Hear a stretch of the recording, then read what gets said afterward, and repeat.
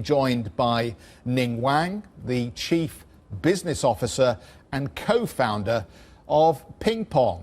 Welcome, sir. Thank you for joining us. Can I just start by, before we get on to the core of your business, can I just ask you about the economy and the opening up here? Because we just had retail sales numbers that missed expectations. They were a bit weaker than I think we were all looking for. Does that imply that it's actually taking longer to get the Chinese economy up and running after this COVID shutdown?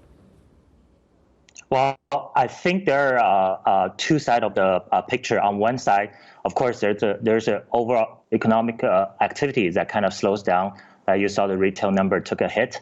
At the same time, we see a major jump in terms of e-commerce share of the overall consumption, overall expenditure. So I think it's a worldwide phenomenon, particularly in China as well. There are a lot of categories that actually see double-digit, even high double-digit jump in consumption, mobile commerce, e-commerce. That's a sector we're playing.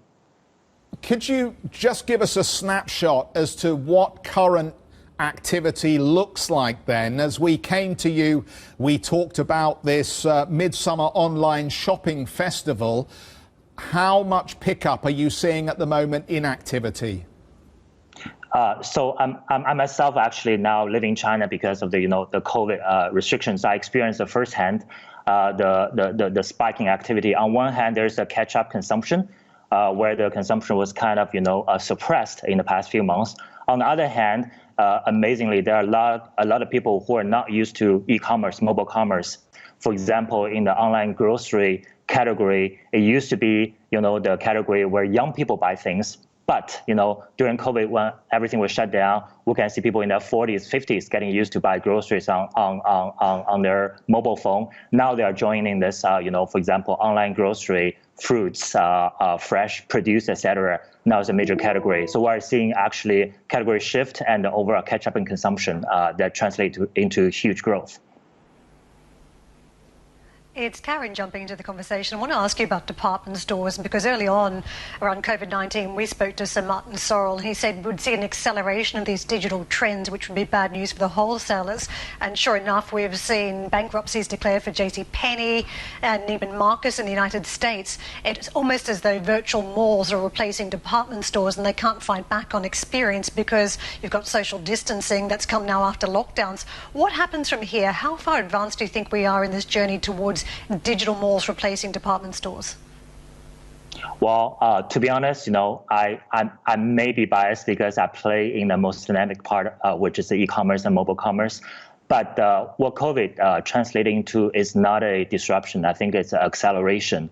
If we look at, for example, e-commerce figures in China, which is about 35% of the total consumer spending, and in the US, it was low single digit. We'll see, pretty big jump in there. And of course, one of the source of that jump comes from the loss of business for offline business.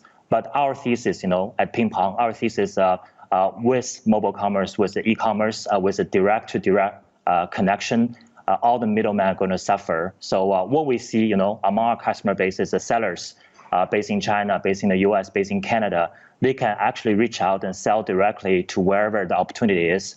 We have, US-based sellers that sell to Eastern Europeans with our help. So in that sense, I think it's probably bad news for the middlemen as well as the ones who are, monetizing on the foot traffic traditionally.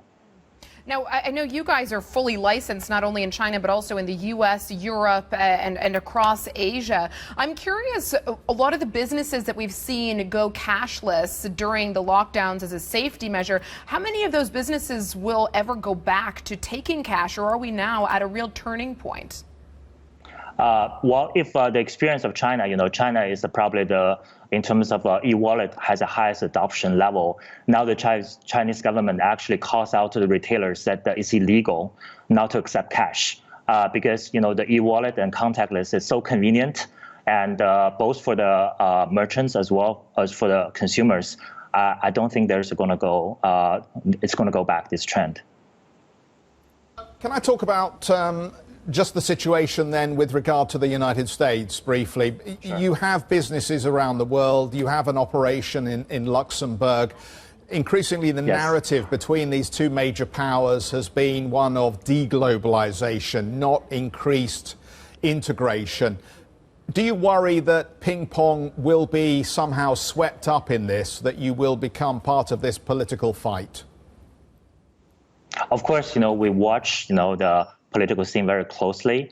But even before COVID and after COVID, what we see is a major acceleration of the most dynamic parts of the global business, which is the SMB sectors. So we see some of our merchants, about 40% of merchants, saw a decline of the sales, but the equal number of them actually see a faster increase of their business volumes. And there are new categories, as I mentioned, in the US, for example, with some offline location like Pier 1 fire for bankruptcy, the whole home decoration space now opened up for online sellers. Etsy, of course, is the first one to capitalize on that, but there are more entrepreneurial small ones that feel in a vacuum. So what we see is actually sort of a feeding frenzy for the SMBs who are entrepreneurial enough. Good to have you on the program. Thanks for joining us. Ning Wang, the Chief Business Officer and co-founder of PingPong Payments.